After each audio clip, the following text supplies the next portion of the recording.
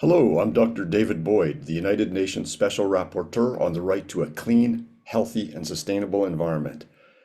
I'm sorry I'm not joining you live, but I'm on a country mission in the Maldives, an archipelago nation in the Indian Ocean that is really on the front lines of the global climate emergency.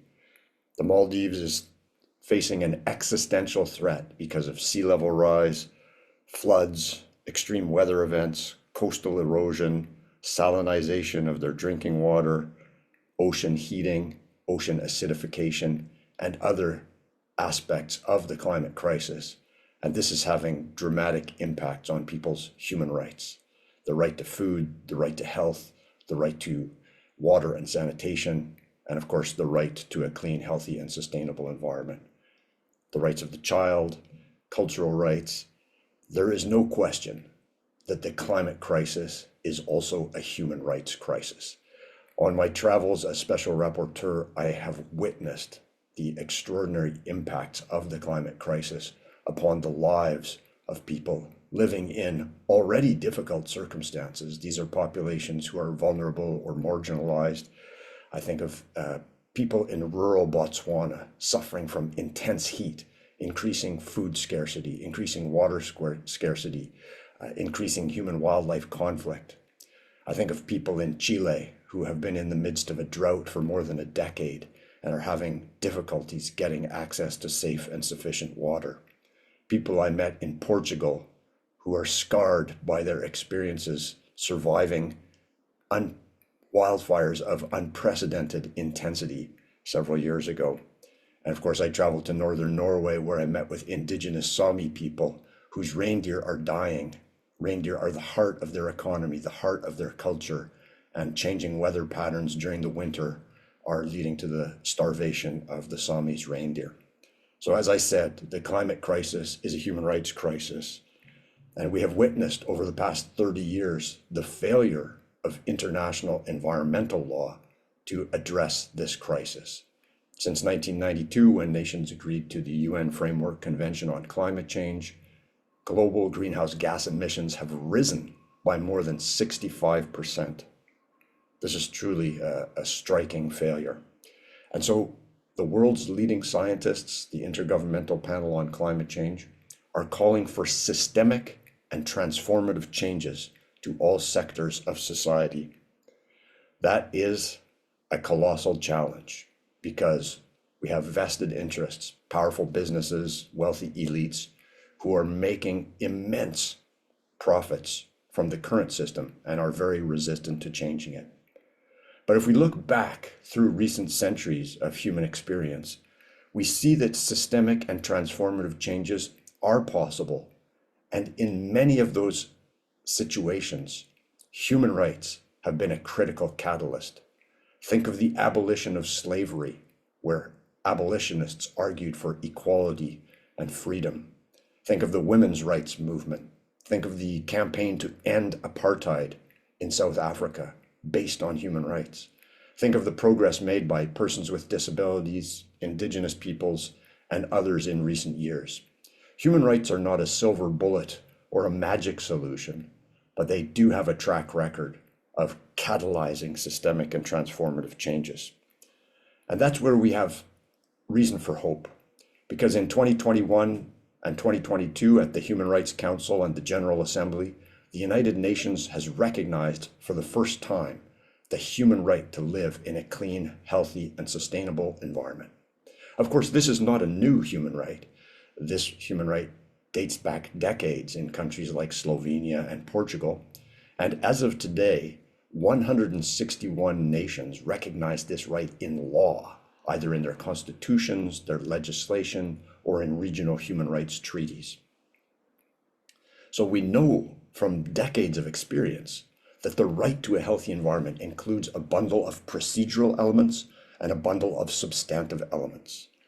The procedural elements include access to information, public participation in decision-making, access to justice with effective remedies, freedom of speech, freedom of assembly, and freedom of association. The substantive elements of the right to a healthy environment include clean air, safe and sufficient water, healthy and sustainably produced food, non-toxic environments where people can live, work, study, and play, healthy ecosystems and biodiversity, and of particular importance given today's topic, a safe, livable climate. This right to a healthy environment is also interpreted according to guiding principles drawn from international human rights law and international environmental law. These include prevention, precaution, the polluter pays principle, non-discrimination, and non-regression. And it's encouraging to see that the right to a healthy environment is now making an impact around the world in the context of the climate crisis. We have courts from Hawaii and Montana in the United States confirming that the right to a healthy environment includes the right to a safe, livable climate. Indeed, this was also one of the outcomes of a recent decision of the Inter-American Court of Human Rights. The case was focused on air pollution, but also made some comments about the content of the right to a healthy environment, indicating that it includes a safe climate. And so courts are clarifying the obligations of states when it comes to their climate and environmental obligations. And this is one of the key advantages of human rights-based approaches, is that it clarifies the obligations and responsibilities of states and businesses. Human rights-based approaches also place a focus on those people who are being left behind, people in situations of vulnerability and marginalization. And finally, a human rights-based approach also provides people with institutions and mechanisms that they can use to hold states accountable. So I just want to read very briefly one paragraph from the recent decision of the Inter-American Court. It's dealing with one substantive element of the right to a healthy environment, which is the right to breathe clean air. But I think it's interesting because the Inter-American Court is in the process of preparing an advisory opinion on human rights and the climate emergency. So as I'm reading this paragraph, just think of how the Inter-American Court will deal with the right to a safe, livable climate in much the same way. The court wrote in this case, which is called Inhabitants of La Oroya versus Peru. The Inter-American Court wrote, quote, "People enjoy the right to breathe air whose pollution levels do not constitute a significant risk to the enjoyment of their human rights, particularly the rights to a healthy environment, health, personal integrity, and life. People enjoy the right to breathe clean air as a substantive component of the right to a healthy environment. Therefore, the state is obliged to A, establish laws, regulations, and policies that regulate air quality standards that do not constitute risks to health. B, monitor air quality and inform the population of possible health risks. C, carry out action plans to control air quality that include the identification of the main sources of air pollution and implement measures to enforce air quality standards. States must design their regulations, plans, and air quality control measures in accordance with the best science available." So imagine that in the context of the right to a safe climate.